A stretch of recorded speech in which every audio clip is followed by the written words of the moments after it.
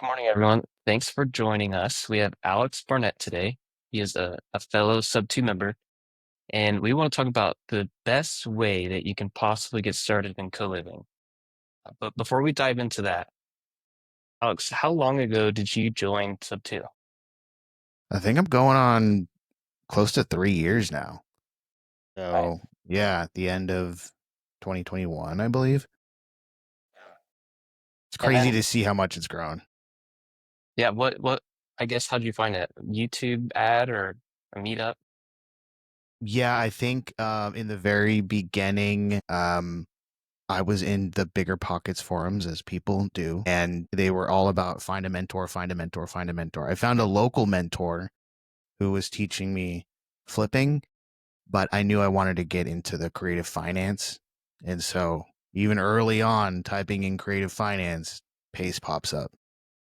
And then I reached out to a few people who were already in the group, and they're like, this is like the best one you can join. So, okay, let me try it. And they were right. It was funny. I joined Subto 2.5 years ago.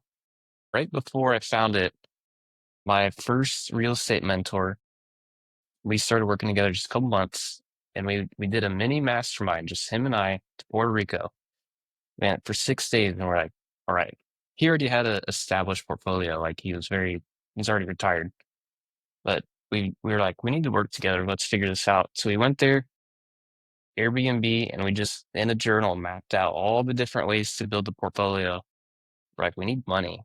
And so right after we got back, my first Sub 2 ad popped up on YouTube.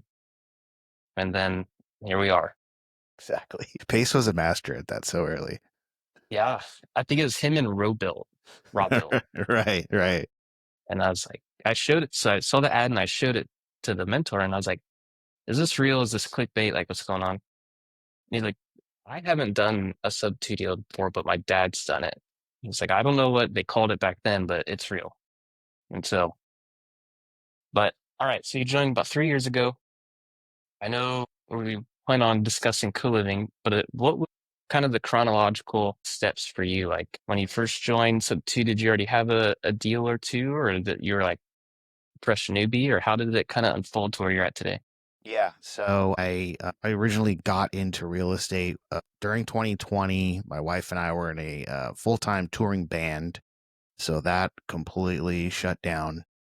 I found Rich Dad Poor Dad because I was like, let me find something here that's sustainable. Of course, it's so weird when you talk to people and it's like the same story. The gateway book. Yeah, it's so strange. And then from there into Bigger Pockets. Then from there, I wanted to find a local mentor. So yeah, I found a local mentor here, Joe Holmes, and he's been flipping in Orange County for 40 years. And so I was like, hey, let me help you with your YouTube channel. You teach me how to flip. He's like, do wholesaling first. So then once I started wholesaling, I got my first deal within like 30 days doing on market stuff. And with that money, I joined Sub 2 because that's when I found ads or whatever, however it was. And then joined Sub 2, then started going down that whole rabbit hole. And I just ended up sort of, as we started, my wife and I started flipping ourselves, we leaned towards affordable housing. So we were into mobile homes on owned land. And so trying to provide affordable housing. And so I looked more into affordable housing. And right at that time, that's when this co living stuff started popping up. And I was like, I absolutely love this. I love the whole mission of, creating a safe, clean place for people to rent, especially out here in California where the rents are just astronomical and there's no housing. So it just seemed like a perfect fit. Yeah, I've seen some pretty attractive strategies with mobile homes, manufactured homes, especially when you buy the land and you're merging and Right. then splitting lots. Like there's some Right. very lucrative ways to do it. Yeah. Yeah. Absolutely. What would you say is one thing that you like more about co-living than mobile homes and vice versa? What is unique about it? Yeah. Yeah, so mobile homes are great. I mean, as far as our business, it's good for active income. I mean, they make great wraps as well. And then for co-living, it's just for us the cash flow aspect of turning it into some long-term wealth, as well as providing more housing, because the whole country desperately needs that. No. So at the current stage, are you doing a blend of both mobile homes and co-living at kind of diversifying? Yeah, exactly. And the end of 2024 is when I said, all right, we need to start buying and holding, because we have our active income business, but it's, real estate's always about buying, holding, just letting that work. And so I wanted to pick one strategy, because when you're in sub two, you could go down every rabbit hole. So I was like, let me pick one strategy. And, the co-living, like the buzz is starting to kind of, I guess, just kind of is a little bit more hype on it, kind of like when Airbnb was just starting off. And so I was like, I want to get in at that time. Plus, it just speaks to us and what we believe as far as like housing and affordable housing. Yeah, that's how I'd see it too, like blue ocean versus red Right. ocean strategy. I know. And it's even though maybe now that I'm seeing it and I kind of am seeing it everywhere, it's still just getting started. It's like, and I love that. So it's very exciting to see where it goes. Yeah, it's interesting too because some people I would say I'm like not conservative, not aggressive, I'm like right in the middle.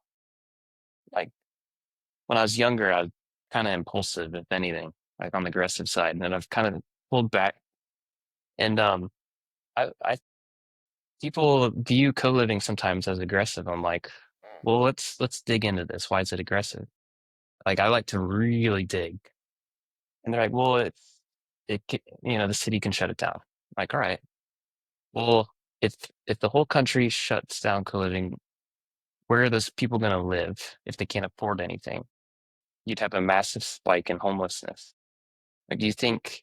No, I'm like generalizing a lot of things, but it's like if a large percentage of the country doesn't have anywhere to live, that's a much bigger problem than too many cars parked in front of a house.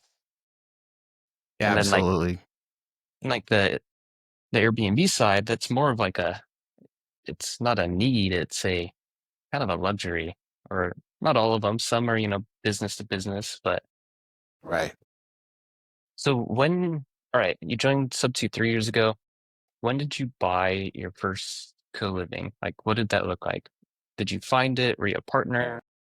Yeah, so I found it and then I partnered early on in when I was in the mobile doing the mobile homes. I got one as a long-term rental, and I quickly realized I needed to hone my landlording skills, because it kind of went sideways with the tenant. And so my wife was like, I don't know if I want to necessarily hold property. That was 2 years ago. So now I was like, hey, things are going good. Let's start buying again. She's like, as long as we get an operator who knows what they're doing, I'm willing to, go in with that. So I was like, okay, that's great. So I was marketing to Birmingham, Alabama, because I was looking for rentals out there. And then I came across beautiful house, like 3,000 square feet, 4 bedroom, sub two for, I think the seller wanted like 5 grand down. I was like, okay, let's make this the co-living. And this is before I had even really researched it or done anything about it. But the partner, the sub two leader out there in Birmingham, TJ, he's like, hey, I'm already doing co-living out here, but he's doing something different where they're going to nonprofits and finding more like unhoused people and then putting them to a room. So it's a 4 bedroom, but people come and rent two to a room. So yeah. So and then they're him and his wife, they're great. They're sort of running it, and then I found the deal and brought the money. And so that's how the first one started. Well, did you have so 5 grand down, closing costs, did you have to put much into it really, or is just a little We furniture and good to go? Yeah, exactly. Just a little furniture which they provided, and then we ended up having to fix the AC, which we already knew about from the inspection report. So not that big of an investment, and now I'm kind of learning alongside them, and it's great. Yeah. Because in the beginning you just don't know what you don't know. So getting further and further into it, you start realizing the things that pop up that are going to pop up. And so now we're at the point where we're raising money for our own properties. So now we feel comfortable. We kind of have the systems in place. Oh, that's cool. So okay, you had Birmingham, and I know you bought a couple different styles co-living. Mm-hmm. At the moment, how many, I guess, bedrooms total are you at? I know you're expanding every month and Right. taking a ton of action, Yeah. but Yeah. Yeah. even a rough estimate. Yeah. Rough estimate. Let me see here. I got it right here.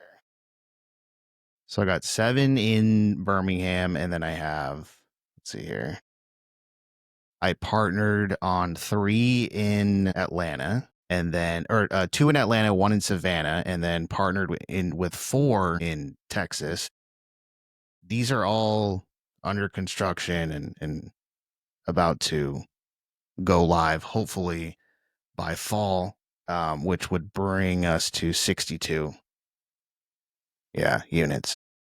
And then just based on projections, 62 units, normal operations, some vacancies, stuff like that. What do you expect to go into Alex's pocket at the end of the day on a monthly basis from those 62? Just a ballpark, Yeah, probably close to 3 grand. which is pretty cool because it's like you're profiting and you're providing a safe room for 62 people. And I mean, 3 grand, that's depending where you live, that's a mortgage, Mm-hmm. you know, car insurance, car payment if someone has it. Like it's a good chunk of a normal living expense. Yeah, Okay. What would you absolutely. say if you have like a longer term goal towards this, specifically the co-living, like a 2 year, a 5 year? Do you have anything like that that you're like a certain maybe cash flow or bed count? Yeah, I guess it would be more towards cash flow, somewhere around if we could hit, mid 20s, that would pretty much cover everything, needs and wants. At that point, it's like, okay, we're good. Yeah, yeah. And then as far as a different goal, I would love to do some ground up construction with the co-living in mind, knowing what layouts work the best for the people that are going to be living there and build it around that, make it really nice just from the beginning. Because, when you're looking at a lot of these properties, sometimes the layouts, even though they have the square footage, the layouts just don't work. It's not the best setup for what could be an amazing co-living situation. Yeah, and it's cool too because those a lot of those new builds they'll have like a second kitchen or kitchenette. They'll have all the parking often like right on the lot. Right. So in your opinion, what is the single best way to get started on in co-living? Like someone's very first deal. I would say partner, definitely partner. The whole time I've been in real estate, that's been my just the easiest path to success. Partner with someone who's already doing it. And then if you're going to partner, a lot of times people have the deal, they have the operations. So do you have money saved up? I mean, a lot of people have money that they've been saving up. They've been working so hard. I want to invest this, but I don't know what to do.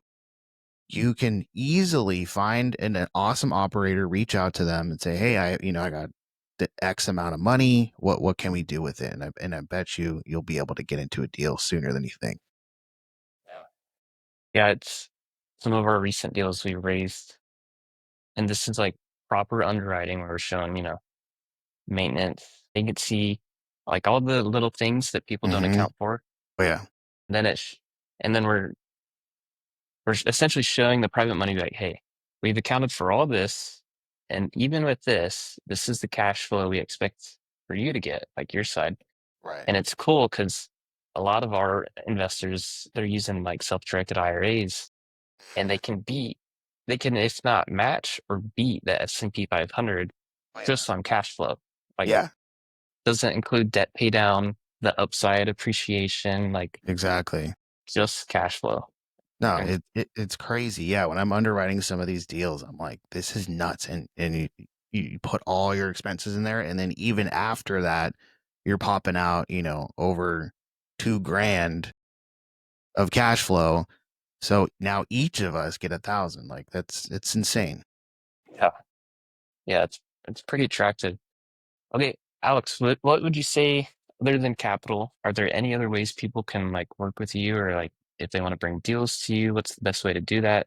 Yeah, absolutely. Yeah, I'm underwriting pretty much every day, so I'm looking for mostly creative deals, sub twos, and mostly at the moment turnkey. Although I will look at some if we need to do some additional rehab, that's not a problem. But definitely reach out to me on Instagram at this is Alex Barnett, or you can email me at alex@newlyhomes.com. Awesome. Well, thanks for joining, man. So you guys heard him. The best way to get started in co-living is partnering, whether it's money, deals. So definitely hit Alex up. Thank you guys.